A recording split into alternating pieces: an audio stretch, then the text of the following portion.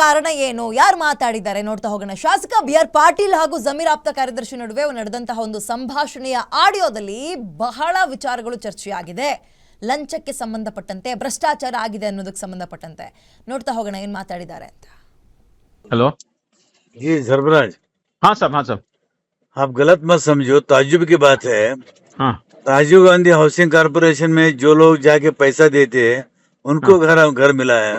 सब तो ये हम लास्ट टाइम MLA आप लोग बोले थे। सुनिए साहब, सुनिए, एक रिक्वेस्ट है ये हो रहा है क्या, धंधा हो रहा है क्या साहब, राजीव गांधी? ऐसा है साहब, आप ऐसा है तो दीजिए। मैं लास्ट टाइम आपको बताया, और नहीं, action will take action sir immediately. We have not done like that sir. I mean if they have done like that we will send them behind bar sir. भाई मैं बोल रहा हूं सर, क्योंकि मैं सर, अपने सर, सरकार जो भी को सर, ऊपर नहीं सर मैं इल्जाम कैसे लगाता हूँ? नहीं मेरा सर। में जो तजुर्बा आया है, नहीं जो सर, पैसा दिए उसको घर मिला है। नहीं सर, ऐसा हो ही नहीं सकता सर, क्योंकि घर ही नहीं है तो देंगे कहां से सर? अब कितने घर दिए हम? सर हम लोगों को लास्ट ईयर में जो सर कुछ 10 या 12 हजार घर जब लास्ट टाइम दिए थे सर, जो एमएलए से मिनिस्टर साहब ने जो रिक्वेस्ट किया, this is 2 years back when the new government came into power sir. Now we have asked for about 43,000 houses जो लैप्स हो गए, हमको वापस दो बल्कि हम लोग पूछे हैं सर। मेरा सुनिए, किसी को बोला नहीं, जो मेरा लेटर भेजा था वो नहीं हुआ। वही लेटर ग्राम पंचायत के चेयरमैन मेरे पास से लेके गए, वो पैसा दे के लेके आए घर में। अब हमारी इज्जत क्या रहेगा सर? वो दीजिए सर, कौन सा है? मैं किसी को नहीं बोला, but I will take action sir, let me know sir. अब वो कैंसिल करके आप ही देंगे, अगर ऐसा किया है I will hang that fellow who has done it sir 100%। Hang नहीं, एक आदमी नहीं, बहुत लोगों को हैंग करना पड़ता। आप दो ना, अब मुझे दो sir, at least will see what has happened sir. आप थोड़ा मुझे प्लीज दीजिए सर। टेक एग्जांपल दंगापुर जेरेजे ग्राम पंचायत, हाँ sir, and Kadaganchi exam. Okay, MLC Ravikumar ಅವರು ನಮ್ಮ ಜೊತೆ ದೂರವಾಣಿ ಸಂಪರ್ಕದಲ್ಲಿದ್ದಾರೆ. ಸರ್ ನಮಸ್ತೆ. ನಮಸ್ತೆ ಮೇಡಮ್. ಈ ಆಡಿಯೋ ಕೇಳಿಸ್ಕೊಂಡ್ರ ಸರ್ ನೀವು? ಕೇಳಿಸ್ಕೊಂಡೆ. ಏನಾಗ್ತಾ ಇದೆ ಸರ್ ರಾಜ್ಯದಲ್ಲಿ, ಸರ್ಕಾರದಲ್ಲಿ? ರಾಜ್ಯ ಸರ್ಕಾರ ಅನ್ನೋದಕ್ಕೆ ಅತ್ಯಂತ ಬೇಸರ ಆಗ್ತಾ ಇದೆ. ಅಂತ ಹೇಳಿದ್ರೆ ಈವನ್ ಯಾವುದೇ ಗ್ರಾಮ ಪಂಚಾಯತ್ಗಳಲ್ಲೂ ಕೂಡ ಈ ತರ ನಡೆಯಲ್ಲ. ಯಾವ ಇಲಾಖೆ ಇವ್ರ ನಿಯಂತ್ರಣದಲ್ಲಿದೆ ಹೇಳಿ? ಎಲ್ಲಾ ಇಲಾಖೆಗಳಲ್ಲೂ ಕೂಡ ಭ್ರಷ್ಟಾಚಾರ ಅಂತಕ್ಕಂಥದ್ದು ತಾಂಡವಾಡ್ತಾ ಇದೆ. ಇದನ್ನ ಬಿಜೆಪಿ ವಿಪಕ್ಷವಾಗಿ ಹೇಳ್ತಾ ಇಲ್ಲ. BR ಪಾಟೀಲ್ ಸೀನಿಯರ್ MLA,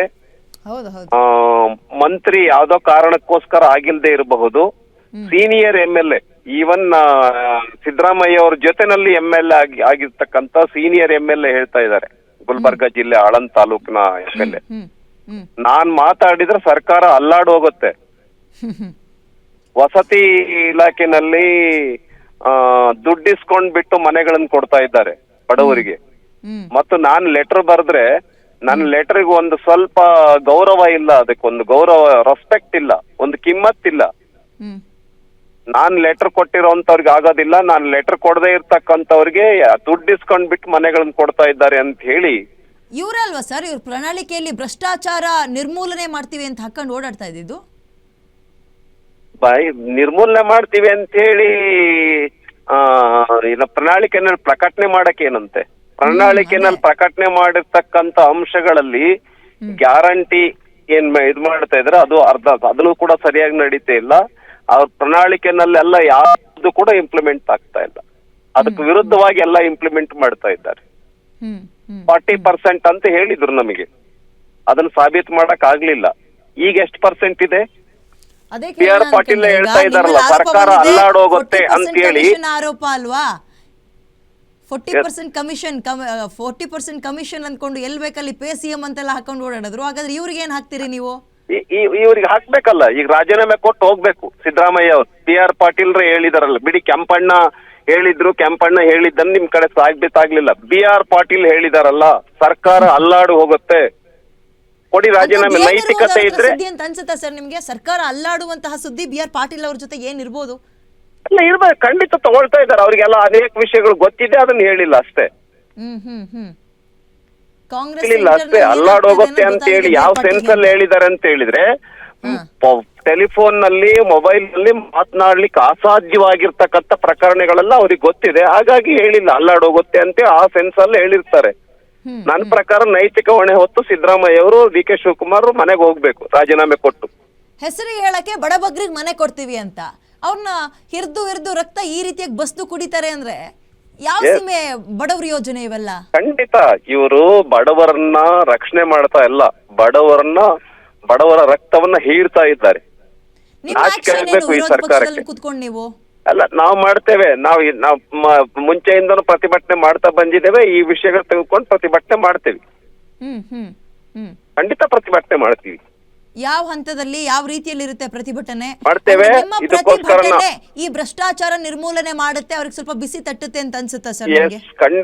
ಖಂಡಿತ ಬಿಸಿ ತಟ್ಟಿಸ್ತೇವೆ. ಸೆಷನ್ ಒಳಗೂ ಈ ವಿಷಯವನ್ನ ರೈಸ್ ಮಾಡ್ತೇವೆ. ಅಕಸ್ಮಾತ್ ಯಾರು ಯೋಜನಾ ಆಯೋಗದ ಸರ್ಫರಾಜ್ ಯಾರಿದ್ದಾರೆ ಅವ್ರ ಮೇಲೆ ಆಕ್ಷನ್ ತೆಗೆದುಕೊಳ್ಳದೆ ಹೋದ್ರೆ, ಸಂಬಂಧಪಟ್ಟಂತ ಇಲಾಖೆ ಸಚಿವರ ಬಗ್ಗೆ ಕ್ರಮ ತೆಗೆದುಕೊಳ್ಳದೆ ಹೋದ್ರೆ ನಾವು ದೊಡ್ಡ ಹೋರಾಟವನ್ನ ಮಾಡ್ತೀವಿ.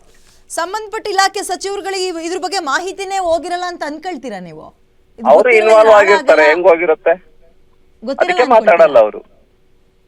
ರಾಜಾರೋಷವಾಗಿ ನಡೀತಾ ಇದೆ.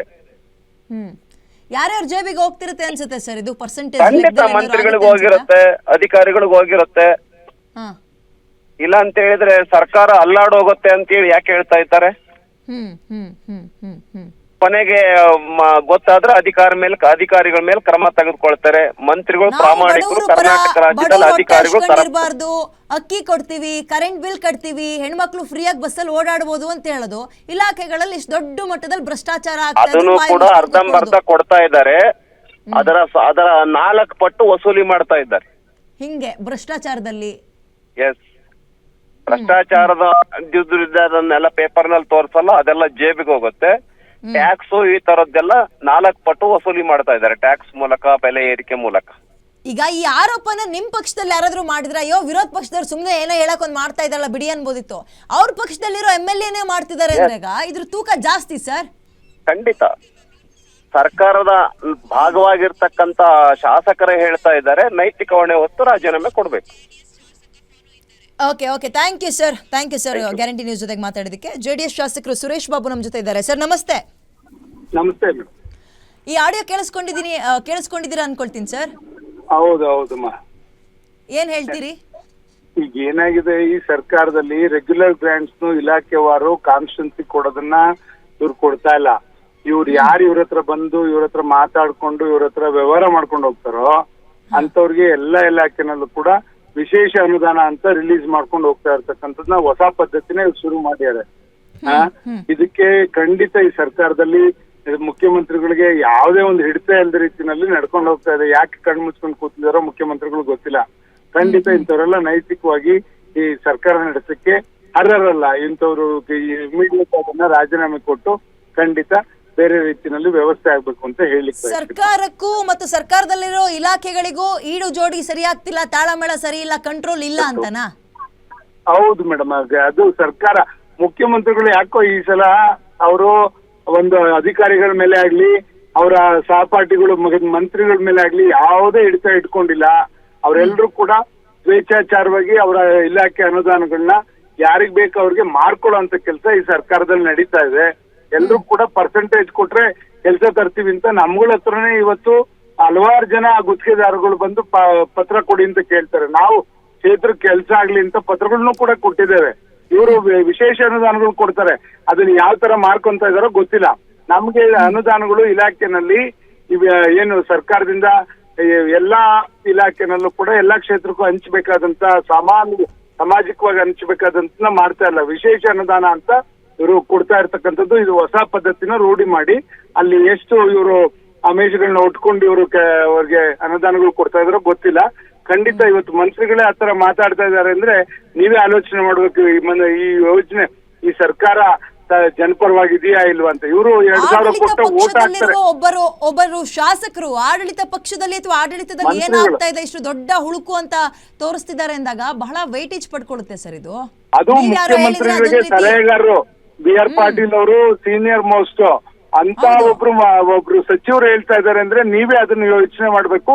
ಇವ್ರು ಯಾವ ರೀತಿ ನಡ್ಕೋತಾ ಇದೆ ಈ ಸರ್ಕಾರ ನಡೆಸ್ಲಿಕ್ಕೆ ಇವ್ರಿಗೆ ಯಾವುದೇ ಒಂದು ನೈತಿಕತೆ ಇಲ್ಲ ಅಂತಕ್ಕಂಥದ್ದನ್ನ ಹೇಳಿಕ್ ಬಯಸ್ತೇನಮ್ಮ. ಭ್ರಷ್ಟಾಚಾರ ನಿರ್ಮೂಲನೆ ಮಾಡ್ತೀವಿ, ಬಡಬಗ್ರು ಪರವಾಗಿ ನಿಂತ್ಕೊಳ್ತೀವಿ ಅನ್ನೋದೆಲ್ಲ ಬರೀ ಬಾಯಿ ಮಾತಾ ಹಂಗಾದ್ರೆ? ಇನ್ನೂ ಹೆಚ್ಚು ಮಾಡ್ತಾ ಇದಾರೆ ತಾಯಿ, ಇನ್ನೂ ಹೆಚ್ಚು ಮಾಡ್ತಾ ಇದಾರೆ ಬಿಟ್ರೆ ಇವ್ರು ನಿರ್ಮೂಲನೆ ಖಂಡಿತ ಮಾಡಲ್ಲ.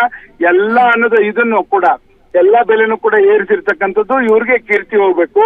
ಯುವಕರನ್ನ ಸಾವನ್ನ ತಗೊಂಡಿರ್ತಕ್ಕಂಥ ಕ್ರೀಡೆನಲ್ಲಿ ಇವ್ರಿಗೆ ಹೋಗ್ಬೇಕು.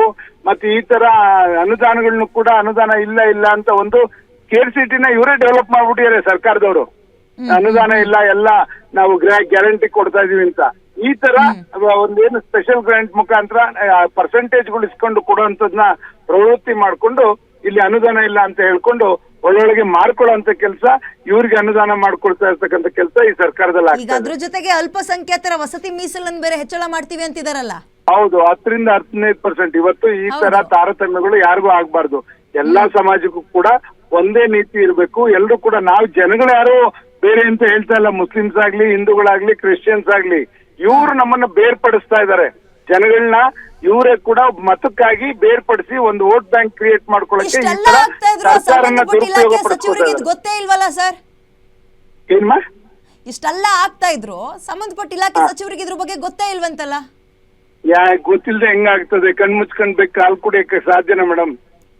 ದಯಮಾಡಿ ಇದೆಲ್ಲ ಕೂಡ ಹೊಣೆ ಅವ್ರದೇ ಇರ್ತದೆ. ಏನೇ ಒಂದು ಇದಾದ್ರೂ ಕೂಡ ಅವ್ಯವಹಾರ ಆದ್ರೂ ಕೂಡ ಅವರೇ ಹೊಣೆ ಆಗ್ಬೇಕಾಗ್ತದೆ. ಖಂಡಿತ ಈ ತರ ಲಜ್ಜೆಗೆಟ್ಟ ರೀತಿಯಲ್ಲಿ ಸರ್ಕಾರ ನಡ್ಕೋಬಾರ್ದು ಅಂತ ನಾನು ಆಗ್ರಹಿಸ್ಲಿಕ್ಕೆ ಇಷ್ಟಪಡ್ತೀನಿ. ಈಗ ವಿರೋಧ ಪಕ್ಷದ ಶಾಸಕರು ಅಥವಾ ನಾಯಕರು ಮಾಡ್ಬೇಕಾಗಿರೋ ಕೆಲಸವನ್ನ BR ಪಾಟೀಲ್ ಆ ಪಕ್ಷದಲ್ಲಿ ಇದ್ಕೊಂಡೇ ಮಾಡಿದ್ದಾರೆ. ನೀವೇನ್ ಮಾಡ್ತೀರಿ ಮುಂದಕ್ಕೆ? ಖಂಡಿತ ಈಗ ಇದು ನಾವು ಎಷ್ಟು ಬಂಡತನದಲ್ಲಿ ನಡ್ಕೊಂತ ಇದ್ದಾರೆ ಈ ಸರ್ಕಾರ. ನಾವು ಇವತ್ತು JDS ನವರು ಖಂಡಿತ ಇದನ್ನ ಹೋರಾಟ ಮಾಡಿ ಈ ತರ ಏನು ಅವ್ರ ಅವ್ಯವಹಾರಗಳು ಮಾಡ್ತಾ ಇದಾರೆ, ಇಲಾಖೆಗಳಲ್ಲಿ ಈ ತರ ತಾರತಮ್ಯಗಳು ಮತ್ತೆ ಲಂಚದ ಇದು ನಡೀತಾ ಇದೆ. ಖಂಡಿತ ಇದನ್ನು ಉಗ್ರವಾಗಿ ನಾವು ಪ್ರತಿಭಟನೆ ಮಾಡಿ ಸದನದಲ್ಲಿ ಮತ್ತೆ ಹೊರಗೆ ಒಳಗೆ ಎರಡು ಕಡೆನೂ ಕೂಡ ಇವ್ರಿಗೆ ಚಾಟಿ ಬೀಸ್ತಕ್ಕಂಥ ಕೆಲಸ ಮಾಡ್ತೀವಿ. ಓಕೆ, ಧನ್ಯವಾದ ಸರ್ ಗ್ಯಾರಂಟಿ ನ್ಯೂಸ್ ಜೊತೆಗೆ ಮಾತಾಡೋದಕ್ಕೆ. ಓಕೆ.